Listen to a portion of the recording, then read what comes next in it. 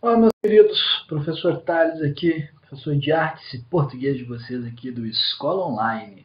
Hoje teremos uma aula muito bacana da semana 2, volume 3, né, aqui das artes, falando sobre o conhecimento e expressão nas artes visuais, mais focado, né, para a questão do modernismo, beleza? Mas antes da gente começar essa aula que está muito bacana, gente, dá uma passada lá nas nossas redes sociais, né? Siga nosso Instagram, curte a nossa página lá no Facebook, beleza? Tem muita coisa legal acontecendo por lá e vai ter muita novidade daqui para frente. Além disso, né, não deixe de se inscrever aqui no nosso canal do YouTube, né, ativa o sininho de notificação para ficar sabendo sempre quando aquele seu professor favorito lançar uma aula aqui no canal, beleza? E vamos lá!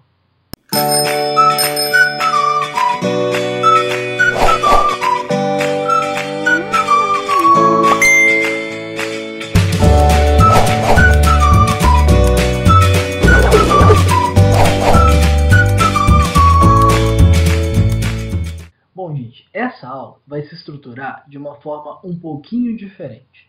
Vocês devem ter percebido, né, que a atividade de vocês ela é basicamente, né, um panorama geral sobre a arte moderna e é pedido para que nós façamos, né, ali uma pequena produção em torno disso. Bom, eu não farei a produção aqui com vocês, mas eu vou dar todas as bases e diretrizes para que vocês possam fazer uma boa produção, explicando, né, o que é essa tal da arte moderna, a Semana de Arte Moderna, e falaremos também sobre alguns dos tipos de vanguardas, né, europeias que depois, né, tiveram a sua continuidade aí dentro também desse tipo de arte, beleza? Então vamos lá. A arte moderna é o conjunto de expressões, né, que surgiu ali na Europa no final do século XIX. Ou seja, no final dos anos de 1800 surgiu esse tipo de expressão, né, e foi ali até mais ou menos os anos de 1950, até a metade, né, ali do século XX. Beleza? Ela vai estar abrangendo, né, esse tipo de arte, não só a literatura, como é o de maior costume da gente estudar aqui no Brasil, mas principalmente a pintura, a escultura e a arquitetura também, né? Além disso, né, o que consolida no nosso país, né, a arte moderna de fato é a Semana de Arte Moderna, que ela vai ocorrer em fevereiro de 1922 no Teatro Municipal da cidade de São Paulo. Né? E a gente vai ver assim, mais ou menos que o declínio desse tipo de arte vai ser mais ou menos ao final da Segunda Guerra Mundial, tá? E basicamente quando outros tipos de artes mais, né, contemporâneas ou que trabalham certas coisas de uma sociedade que já está um pouco mais à frente da sociedade moderna vem surgindo, beleza?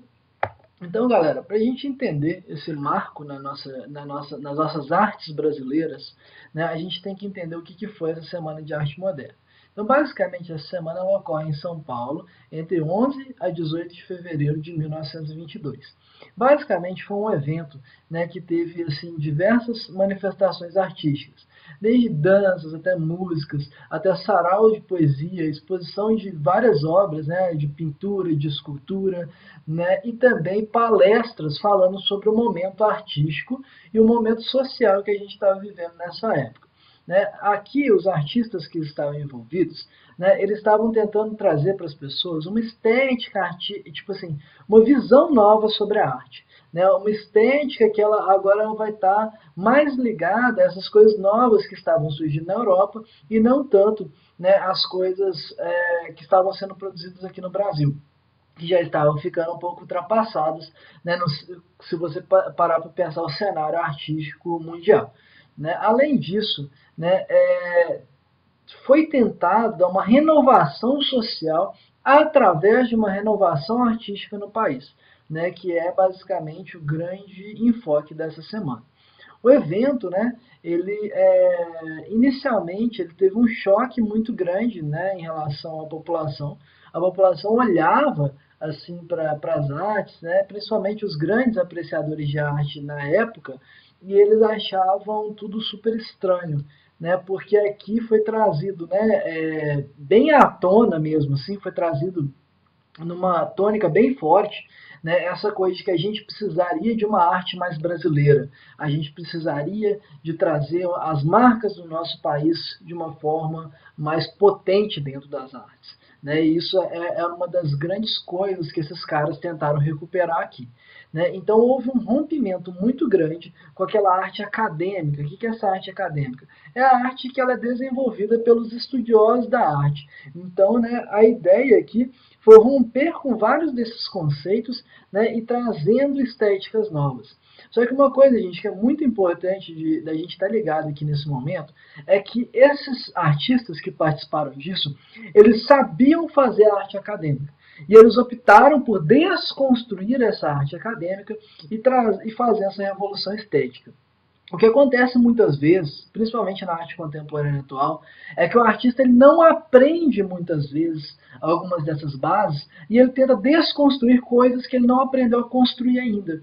E é por isso que muitas vezes, quando a gente vê manifestações artísticas atuais, a gente não entende como aquilo pode muitas vezes ser chamado de arte, ou muitas vezes também o próprio artista não compreende a totalidade das coisas que ele está fazendo.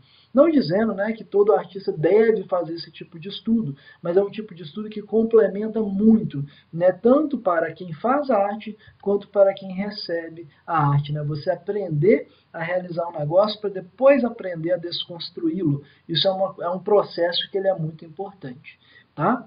E aqui, né, grandes organizadores dessa arte, né, vai ser o Mário de Andrade, né, que é uma das figuras principais, um dos grandes articuladores aí da Semana de Arte Moderna, e o Oswald de Andrade, né, juntamente aí com o artista plástico, né, o Di Cavalcanti. Bom, gente, depois, né, da gente ver um pouquinho aqui sobre como, né, como que esse evento ele aconteceu e tal, a gente vai ter as características principais aqui da arte moderna. Tá bom? Então, a primeira delas eu já falei para vocês, que é essa rejeição às técnicas da academia. Né? Então, eles aprenderam e viram que aquilo não era o foco artístico que eles queriam e começaram a trazer outros enfoques artísticos. Um deles é essa questão da informalidade. Por quê? Porque uma arte mais informal, ela se conectaria mais fácil com o seu espectador. E essa conexão é o que eles estão buscando aqui. A liberdade de expressão aqui vai ser também uma das grandes enfoques, né, dessa escola artística. Por quê?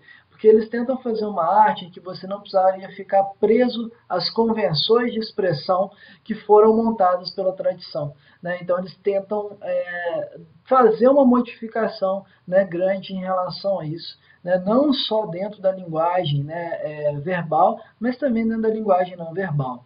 A pontuação relativa, né, dentro aí mais das poesias, então você começa a mudar um pouco do uso, né, das pontuações ali dentro das poesias, das prosas modernistas, você começa a usar algumas construções, né, gramaticais diferentes, né, uma aproximação com essa linguagem popular e coloquial, visto que essa aproximação traz a arte para mais perto do cotidiano da pessoa, né, e faz com que ela represente melhor, né, o país mesmo, né, de uma forma geral. Essa coisa de você trazer umas figuras mais deformadas e umas cenas sem muita lógica, né, que vai estar mais ligado aí à questão do surrealismo e à questão do cubismo também, tá? Então isso aí várias, às vezes, críticas sociais ou simplesmente explorando o subconsciente do ser humano, né, estarão aparecendo aqui também, né, visto que a gente tem aí o advento da psicanálise que estava em alta aqui, né, então isso aí vai ser uma coisa que vai se refletir bastante nas artes também. Além disso, né, você vai abandonar essa representação de formas sempre realistas, né, isso não vai ser tão importante, tão relevante aqui para, né, essas pessoas. O uso das cores também ele vai começar a ficar um pouco mais arbitrário, né? Então, anteriormente, eles tentavam pensar muito o uso das cores de uma forma mais natural. Então, eles pensavam assim, como é que eu faço para representar o céu da forma mais natural possível? Vou ter que colocar um azul com amarelo, com roxo, eu vou ter que misturar desse jeito, fazer a nuvem daquele outro jeito. Era uma coisa tentando imitar a natureza. Aqui, eles já pensam assim, vou usar a cor que eu quiser para representar isso aqui, porque com as cores que eu quiser, talvez eu consiga comunicar coisas que apenas as cores da natureza não vão conseguir. Além disso, né, a urbanidade ela vai vir com tudo aqui, principalmente no futurismo. Né, a gente vai ver isso com com uma força muito grande, né, principalmente porque, né, a gente está começando aqui a formar os grandes centros urbanos brasileiros, né, o humor e a irreverência, eles vão estar, né, sempre colocados aqui em quase todas as escolas artísticas, porque eles estão realmente querendo chocar, né, a sua audiência, para que com esse choque haja também mudança, tanto no panorama artístico quanto no panorama social. E o estranhamento, né, porque através do estranhamento, através desse choque, né, você causa impacto, e a busca por esse impacto faz com que a arte seja mais relevante no seu tempo. Beleza? Aí, gente, para a gente entender aqui um pouco sobre essas manifestações, eu coloquei algumas escolas aqui, que são escolas que eram vanguardas europeias e que tiveram o seu segmento aí dentro da arte moderna também, tá bom? Essas escolas elas vão ser melhor trabalhadas na semana 3 e na semana 4, principalmente na semana 3. Então aqui eu vou fazer mais um panorama generalista para vocês mesmos, né, e a gente vai entrar nelas de forma mais específica nas próximas aulas, tá bom? Então, gente, a primeira delas é o expressionismo. Basicamente, a gente vai ter, antes do expressionismo, uma escola chamada de impressionista. A escola impressionista, basicamente, ela buscava olhar o mundo e pegar a impressão que os olhos tinham do mundo e colocar na tela. Então, os impressionistas eles tentavam pegar o jogo de luz, de sombra, as cores bacanas que a natureza trazia, né, e tentavam jogar aquilo na tela.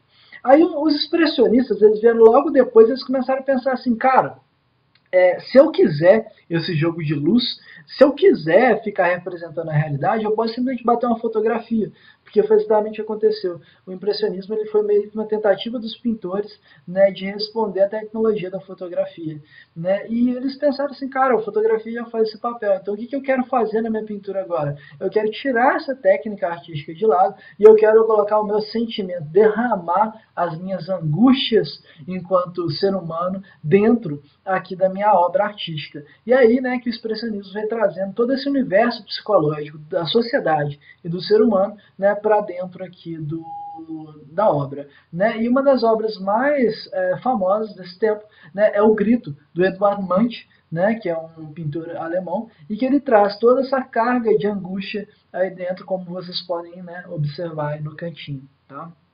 Bom, gente, além disso, a gente vai ter o fauvismo. Né? O fauvismo é uma coisa muito legal, porque é o ser humano com uma necessidade de buscar as suas origens. Então, de simplificar as formas, de usar cores mais fortes, né, e de tentar trazer um pouco dessa coisa do ser humano enquanto fera, enquanto animal, para dentro aqui da arte. E a gente tem essa obra, né, do Henri Matisse, né, que é a dança, e que ela representa isso muito bem. Né? A falta de realismo, né, e essa busca por uma pintura um pouquinho mais primitiva, mas e que traga também, né, aí uma dança, que é uma dança ritualística, né, dos pagãos e tal, né, e que isso, né, demonstra um pouco sobre essas origens do ser humano, e eles tentam trazer isso para dentro da obra literária, da obra literária e da obra artística como geral. Além disso, o cubismo vai fazer mais ou menos a mesma coisa. Inicialmente, o cubismo começa com essas referências, né, por exemplo, a pintura rupestre, né, as máscaras africanas, como a gente pode ver aí nessa obra, né, do Picasso, as Madames de Avignon. Né, e, além disso, né, o cubismo ele vai começar a incorporar nele, né, certas coisas como a geometrização das formas, né, e modelos de pessoas, né, que têm várias facetas da realidade sendo demonstradas ao mesmo tempo. Isso mostra um pouco sobre a fragmentação do ser. Né? Então, você vê que o nariz está numa posição como se fosse de perfil, os olhos como se a pessoa estivesse de frente. Então, ele vai quebrando e fragmentando essa realidade para mostrar todas as dimensões num plano de duas dimensões.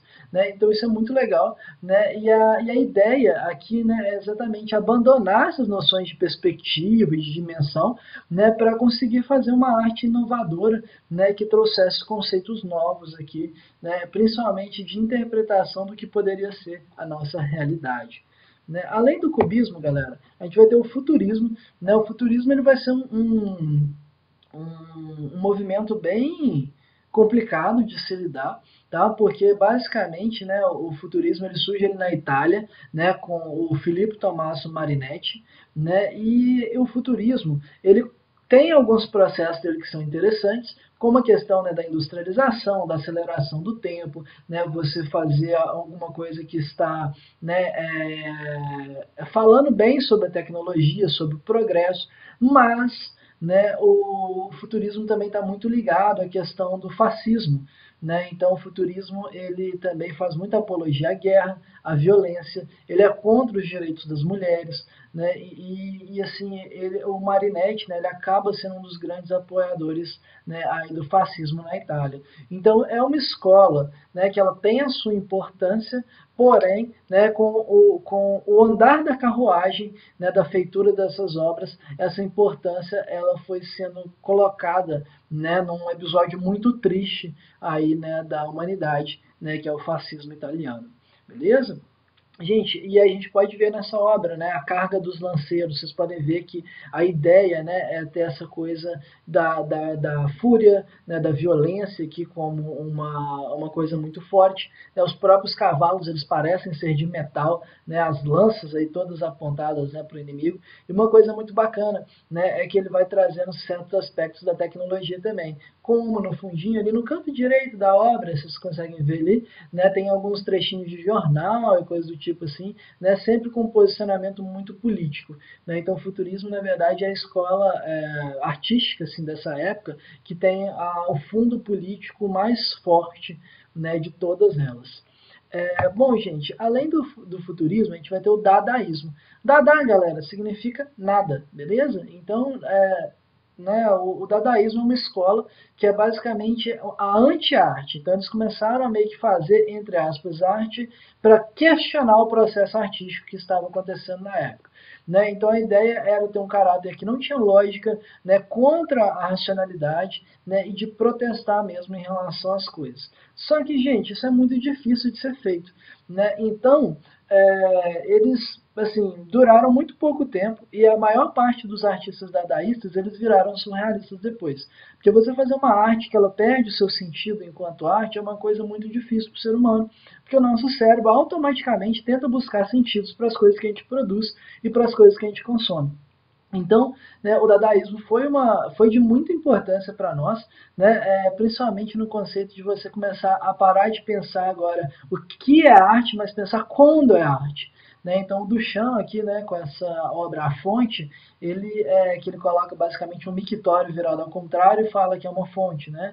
E basicamente você começa a olhar, tipo, esse objeto ele é uma obra de arte ou não? Né? A gente para, a partir desse momento, de dentro das artes, de questionar se algo é arte ou não, e você começa a pensar mais quando algo, né, vai fazer parte de um processo artístico ou não. Então, vira uma questão de momento e não uma questão de objeto mais. E depois, gente, a gente vai ter o surrealismo, né, que vai ser uma vertente aí, né, que meio que veio do dadaísmo, você poderia dizer assim, que basicamente, né, você vai fugir, né, desse panorama da realidade como ela estava. E você vai para o plano dos sonhos, você vai explorar o subconsciente, né, e os surrealistas, eles tiveram um alcance muito amplo, né, não só na pintura, mas também foram bastante para a escultura, para o cinema, para o teatro, né, e isso é uma coisa muito legal. A gente tem essa obra, Persistência da Memória, do Salvador Dalí, que talvez seja uma das obras mais conhecidas desse período, né, e ela fala exatamente sobre, né, como que esse tempo interno que a gente tem, né, como que ele vai se desfazendo, como que ele pode passar mais rápido ou mais devagar, dependendo, né, de como a gente vive uma situação ou vive uma memória. Né? Então ele brinca um pouco com esses relógios derretidos, né, e uma realidade ali que, né, mostra um vazio da mente que ao mesmo tempo está se ocupando ali pelo céu e tal. Né? Então é um conceito de arte que vai bem para essa coisa do mundo dos sonhos mesmo. Então, gente, essas são as vanguardas artísticas, né, que ajudam a gente a embasar um pouco, né, sobre o que era essa arte moderna que estava sendo feita aqui. Então, para vocês fazerem essa atividade, eu recomendo que vocês deem, né, uma olhadinha com bastante cautela nessas coisas. Eu creio que com esse aparato teórico que a gente deu aqui na aula, vocês vão conseguir fazer isso de uma forma muito bacana. Tá? Então, gente, se vocês gostaram aí dessa aula, deixa aquela curtida pra gente, deixa um comentário aí falando também sobre o que você mais gostou, pode deixar sugestões, tá? Críticas também, que a gente vai estar sempre interagindo aqui pelo canal. Espero que vocês tenham uma ótima semana de estudos e a gente se vê na semana que vem.